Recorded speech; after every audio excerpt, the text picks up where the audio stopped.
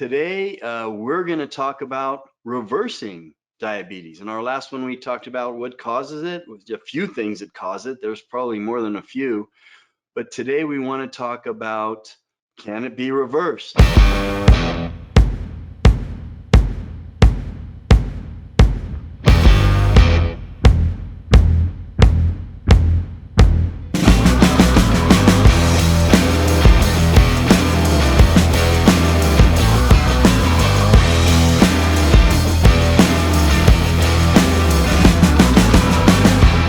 Hi, Dr. Rodney. Welcome. How are you doing today? Hi, Steve. I'm doing really well and glad to be here to talk about how to reverse diabetes. All right, well, thanks for being here. So let's jump right in.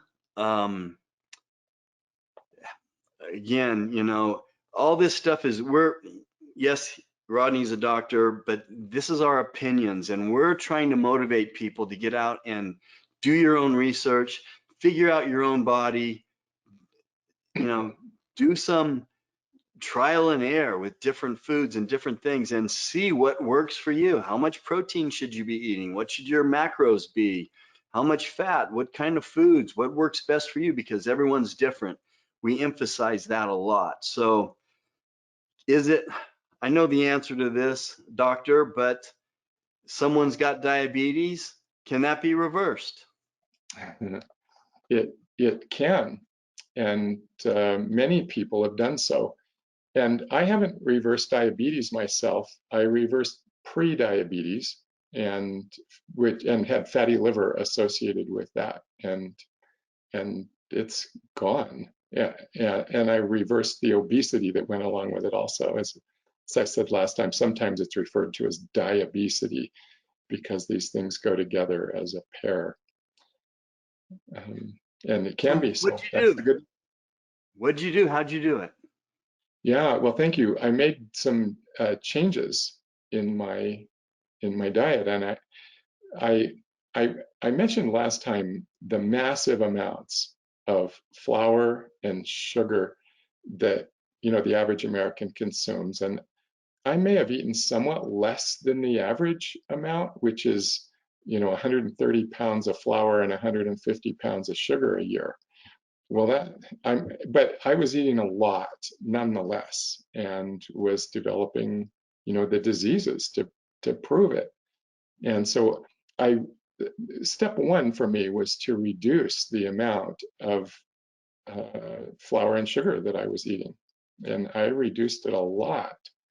It's uncommon for me to eat sugar now in any form, in anything. Like then you'd be surprised how many products have sugar in them.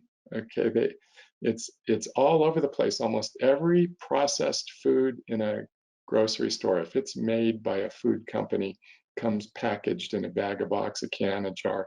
It probably has sugar in it. Probably 90% of things on the shelf have added sugar to them. And so anyway, I don't eat any of those. I do have a dessert occasionally, it'll have sugar in it. If I go to a wedding or a birthday party, I'll have a small, piece of whatever to celebrate with them. But it's uncommon, and I don't know. I doubt I could come up with 5 pounds, right, of sugar in a year, let alone 150. And that helps a ton right there. And then the same is true with flour. I restricted flour. I don't eat bread, or if I do, it's bread made without flour, certainly without grain flour. And I'm also concerned with just how much carbohydrate is in whatever flour is being used, because there's other things you can make flour out of besides grains. But I still would watch how much carbohydrate is in there. I added fats, healthy fats to my diet. I became a hawk to eliminate toxic fats, trans fats, and added healthy fats. And you might say, well, what are healthy fats? I'll tell you what I found, and that's that extra virgin olive oil. That's healthy. It is good for us. Coconut oil. I have organic coconut oil and MCT oil, which is an extract of coconut oil. Those things they're good for us. Avocado oil is good for us. Turns out the fat in high quality meat is good for us. The fat in high quality butter is good for us if it was made from chickens and cows. That see, that goes for the eggs too. See, the fat in eggs are good for us if they come from chickens that ate, the proper food and the food that chickens were designed to eat, really. And if the cows eat what they were designed to eat, which is generally grass, not grain, and if they're cared for well and eat the proper thing, then the fats and that's going to be good for us also. So I began to eat these good healthy fats, not restrict fats, but eat good healthy fats and not be afraid of it at all. And good healthy high quality meat. And I added lots of vegetables, lots of them. Half my plate was vegetables. I told this to one friend, and he said, "Make it 70." And it was like half of your plate isn't enough. 70% of your plate should be filled with vegetables. Okay, well, as Steve said, we want to find out, right? What is it that works for you? What is it that you need to do? These proportions are not there. There isn't one set diet. I would submit the average American, all of us need to cut back, way back on our carbohydrate intake. Okay, the grains and sugars that are just everywhere in our diet, we need to cut way back on that.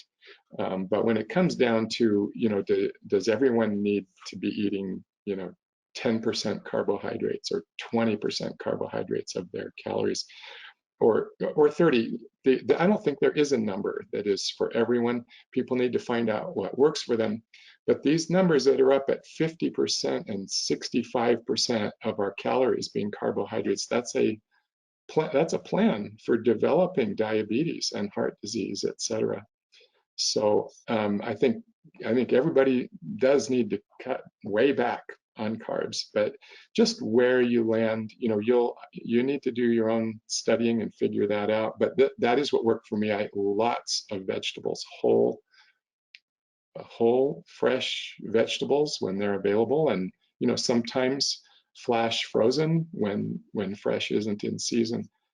But and then certain ones are just so good for us. Broccoli, like the cruciferous vegetables, there are special benefits to them.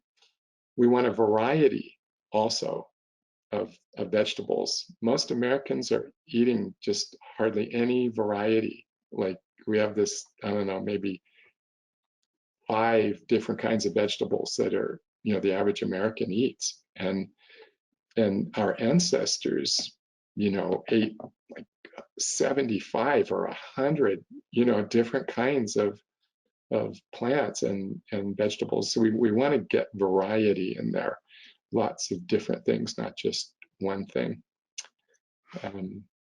Yeah, so I also took some supplements that help to, regulate blood sugars and restore my body. And niacin is one of them, and I've talked about that in previous episodes.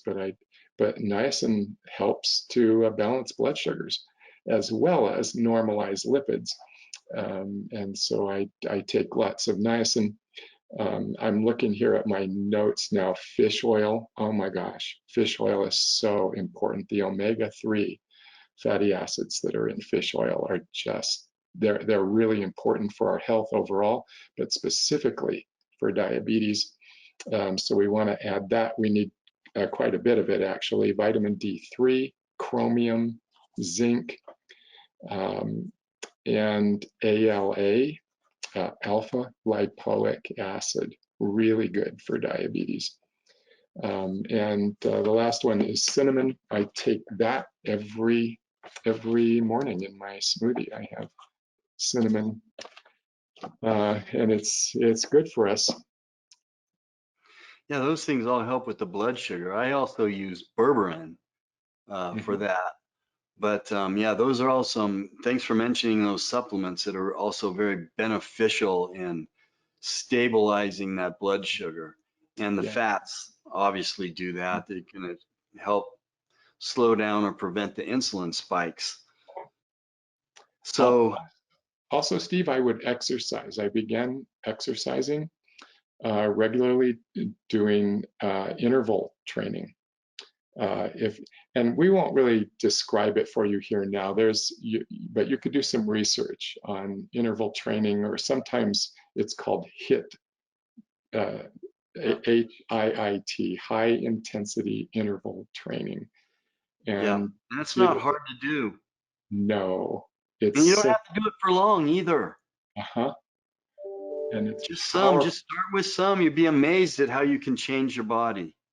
But so that increases muscle mass and it increases insulin sensitivity when we begin to exercise. It doesn't have to be, 2 hours a day in a gym to accomplish, big things in our health with blood sugar. It can be 20 minutes a day of exercise can help us to become more sensitive to the insulin, improve our insulin tolerance, and just it's another piece of the puzzle of reversing diabetes.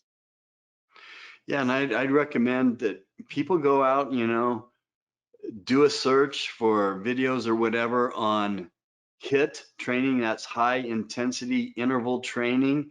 There's multiple ways to do it, and go watch some of those ways and implement those into your day. And it's not hard, and you're going to feel better.